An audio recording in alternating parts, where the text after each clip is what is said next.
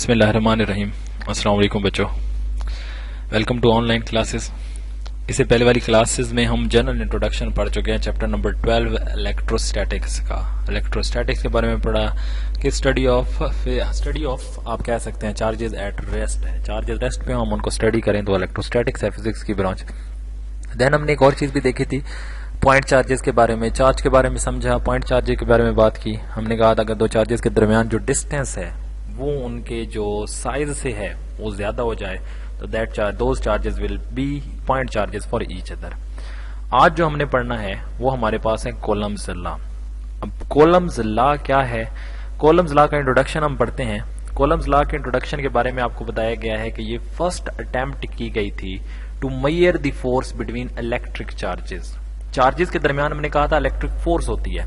अब उस electric force को मेजर कैसे करते हैं? फर्स्ट अटेम्प्ट जो की थी वो एक फ्रेंच मिलिट्री इंजीनियर था, चार्ल्स कोलम। उसने 1784 में जाके अटेम्प्ट की थी चार्जेस के दरमियान फोर्स को मेजर करने की, और उसने हमें फर्स्ट मेथड दिया था। एक इंस्ट्रूमेंट था उसके बाद जिसको हम टॉर्शन बैलेंस कहते हैं, उसकी मदद से उसने दो चार्जेस के दरमियान जो है मैग्नीट्यूड ऑफ फोर्स को कैलकुलेट किया था।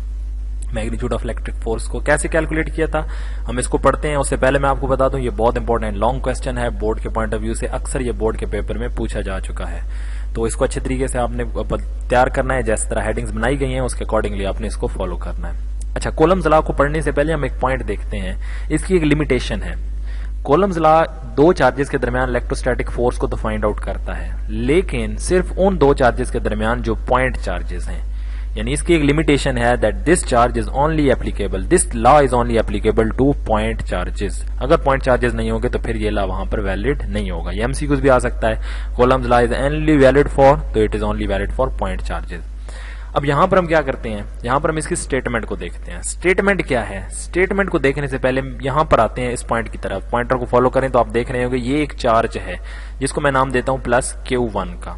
यहां पर मेरे पास एक चार्ज मौजूद है जिसको मैं प्लस Q2 का नाम देता हूं। दो चार्जेस हैं Q1 और Q2, इनकी मैग्नीट्यूड हैं और दोनों की पोलैरिटी क्या है? पॉजिटिव।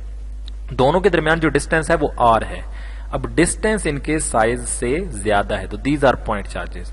तो आपको पता है Q1 क्या करेगा? Q2 को रिपेल करेगा, Q2 Q1 को रिपेल करेगा। तो दोनों एक दूसरे पर फोर्स लगा रहे हैं जिसको हम कहते हैं रिपल्जन की फोर्स है। ये उसको अपने से परे धकेल रहा है और ये इसको अपने से परे धकेल रहा है। और याद रखिएगा फोर्स हमेशा इसी लाइन के अलोंग होती है जो दो चार्जेस को ज्वाइन कर रही है। अब परपेंडिकुलर फोर्स नहीं कह सकते, हमेशा जो फोर्स होगी वो इन दो के दरमियान इस लाइन के अलोंग होगी जो दोनों को ज्वाइन कर रही है। अच्छा, अब दो चार्जेस हैं, इनके दरमियान जो डिस्टेंस है वो R है, इनके दरमियान इनके चार्जेस की मैग्नीट्यूड Q1 Q2 है। तो भाई आपको कॉलम्स लॉ ये कहता है कि ये दोनों एक दूसरे को रिपेल कर रहे हैं एक खास फोर्स की मैग्नीट्यूड के साथ, और वो किसकी इक्वल होती है? द फोर्स ऑफ अट्रैक्शन और रिपल्जन। अब ये तो रिपल्जन, अट्रैक्शन भी हो सकती है। अगर ये Q1 पॉजिटिव है, Q2 नेगेटिव है, दरमियान में फासला R है, तो Q1 Q2 को अट्रैक्ट करेगा अपनी तरफ और Q2 Q1 को अपनी तरफ अट्रैक्ट करेगा, तो अट्रैक्शन की फोर्स हो सकती है। चलें सिंपली हम कहते हैं the force between two point charges is directly proportional to product of magnitude of charges.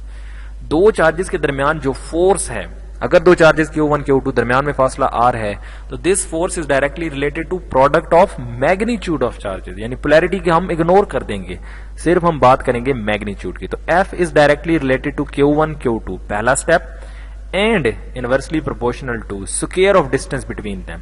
And inverse relation किसके साथ है? Square of the distance between them के साथ। तो F is directly related to Q1 Q2 and F is inversely related to R square. ये इसकी statement है कि दो चार्जेस के दरमियान जो मैग्नीट्यूड ऑफ फोर्स है वो directly related to product of magnitude of charges and inversely related to square of distance between them है।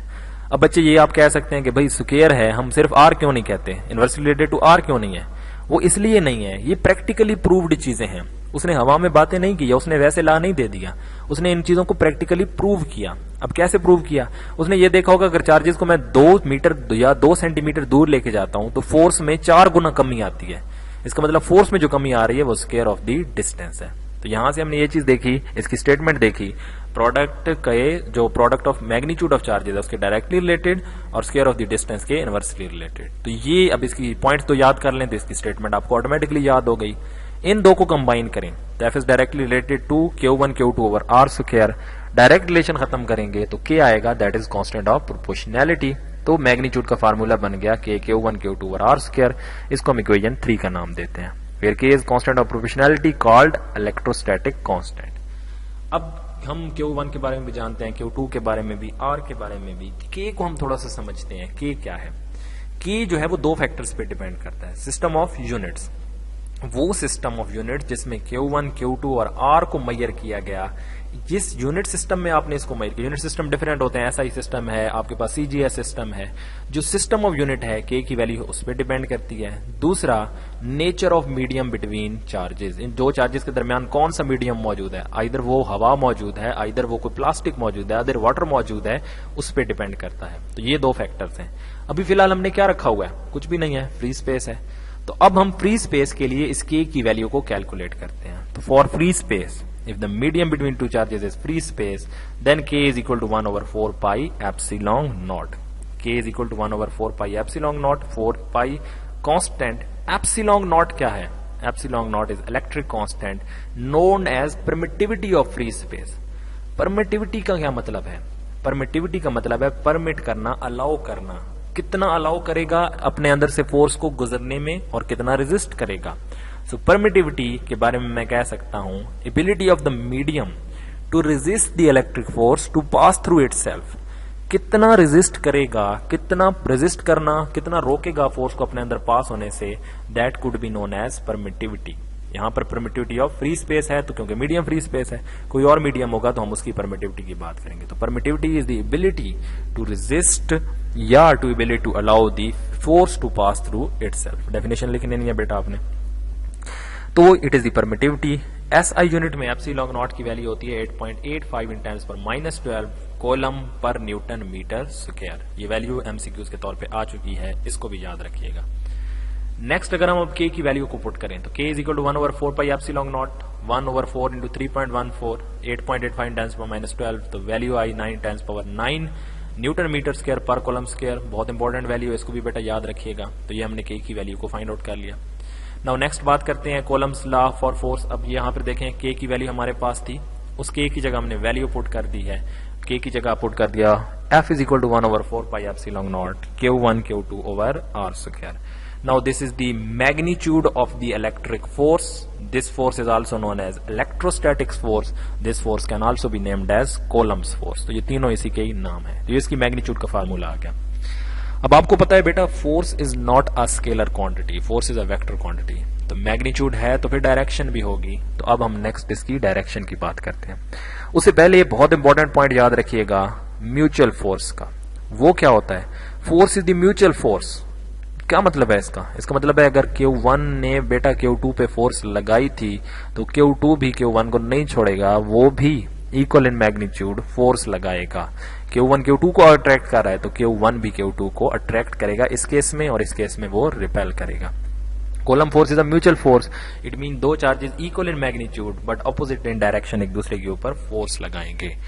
अब वही पॉइंट मैं बता चुका हूं, फोर्स हमेशा उस लाइन के अलोंग होगी जिस लाइन के अलोंग दो चार्जेस मौजूद हैं। अब वेक्टर फॉर्म की बात करता हूं मैं। यहां पर दोबारा से इस डायग्राम को बेटा देखेंगे, ये Q1 चार्ज पॉजिटिव, ये Q2 चार्ज पॉजिटिव है, दरमियान में फासला R। पहले मैं फोर्स कैलकुलेट करता हूं, force exerted on Q2 by Q1। Obvious है, रिपेलेंट फोर्स है, तो Q2 जो है उसके ऊपर Q1 एक फोर्स एक्सर्ट कर रहा है, तो उसको मैं नाम दे रहा हूं F21। F21 ऑब्वियस ऐसी डायरेक्शन में होगी, उसको रिपेल कर रहा होगा। तो F21 क्या है? Force exerted on 2 by 1। अब यहां पर देखें, ये Q1 Q2 है, ये फोर्स लग रही है, तो मैग्नीट्यूड क्या होगी? F21 इक्वल टू आ जाएगा मैग्नीट्यूड। तो अब वेक्टर की बात कर रहा हूं ना बेटा, तो वेक्टर की क्या होती है? Magnitude and direction. तो मैग्नीट्यूड तो यही वाली मैं उठा के पुट कर दूंगा, 1 over 4 pi epsilon naught Q1 Q2 over R square। Magnitude तो सिंपली उठा के यहीं पर ये पुट कर दी। डायरेक्शन के लिए क्या करूंगा? यूनिट वेक्टर पुट कर दूंगा। अब आपको पता है यूनिट वेक्टर क्या होता है, वो उसी फोर्स की डायरेक्शन में होगा, उसकी अपनी मैग्नीट्यूड 1 होगी और वो डायरेक्शन को शो करेगा। तो यहां पर क्या आ जाएगा? Q1 Q2 over R square और यूनिट वेक्टर आ गया R21। ये लगाई फोर्स जो 1 ने 2 के ऊपर रिपेलेंट फोर्स। दूसरी डायग्राम में देखें तो क्या Q1 Q2 पे अगर फोर्स लगा रहे तो Q2 छोड़ देगा, Q2 भी फोर्स लगाएगा, एंड F उसको हम नाम दे रहे हैं F12 का, वो उसी लाइन के अलोंग होगी F12। तो F12 क्या है? Force exerted on 1 by 2, force exerted on 1 by 2। उस फोर्स की मैग्नीट्यूड क्या होगी, F12। मैग्नीट्यूड तो बेटा वही होगी 1/4πε0 Q1 Q2 और R स्क्वायर। तो डायरेक्शन क्या होगी, वो F12 के पैरेलल होगी, जिसको हम नाम देंगे R12 का। तो यूनिट वेक्टर क्या आ गया, R12। अब ये हमारे पास Q1 की फोर्स आ चुकी जो Q2 पर लगा रहा था F21, और ये फोर्स आ चुकी है आपके पास F12 जो 2 लगा रहा है 1 के ऊपर। अब यहां पर देखें मैग्नीट्यूड क्या है दोनों की सेम है, बराबर है। डायरेक्शन को देखें, ये इस डायरेक्शन में है R21, तो R12 उसके अपोजिट डायरेक्शन में है। यानी मैं लिख सकता हूं यूनिट वेक्टर है तो मैग्नीट्यूड तो बराबर होगी, तो R12 equal to R21, but साथ नेगेटिव आएगा, यानी डायरेक्शन एक दूसरे की क्या है, अपोजिट। तो R21 is equal to minus R12। Then अब दोनों इक्वेशंस को कंपेयर करें, मैग्नीट्यूड बराबर, यहां पर आप क्या कर सकते हैं, सिंपली पहली इक्वेशन ले लें, ये मैंने इक्वेशन 4 ले ली। दस इक्वेशन 4 में क्या है, F21 is equal to 1/4πε0 Q1 Q2 और R स्क्वायर। R21 था, R21 को मैंने किससे रिप्लेस कर दिया, R12 से। तो यहां पर माइनस स्टार्ट में आ गया, माइनस स्टार्ट में आया तो ये माइनस जो है ये स्टार्ट में आ गया 1/4πε0 Q1 Q2 और R स्क्वायर R12। यही बच गया ना, जब माइनस स्टार्ट में लिया तो ये वाली क्वांटिटी बच गई, और ये किसकी इक्वल है, F12 के इक्वल है। तो F21 equal to minus F12, ये हमने प्रूव कर दिया that these are equal in magnitude but opposite in direction. तो कोलम्स लॉ आप कह सकते हैं कि according to Newton's third law है, these forces are mutual forces. तो यहां से शॉर्ट क्वेश्चन पहला बेटा क्या आएगा, बोर्ड में आ चुका है, state Coulomb's law and write down it's relation. तो स्टेटमेंट और डेफिनेशन लिखेंगे। Upon what factor the value of के डिपेंड, ये भी बोर्ड के पेपर में एमसीक्यू शॉर्ट क्वेश्चन आ चुका है।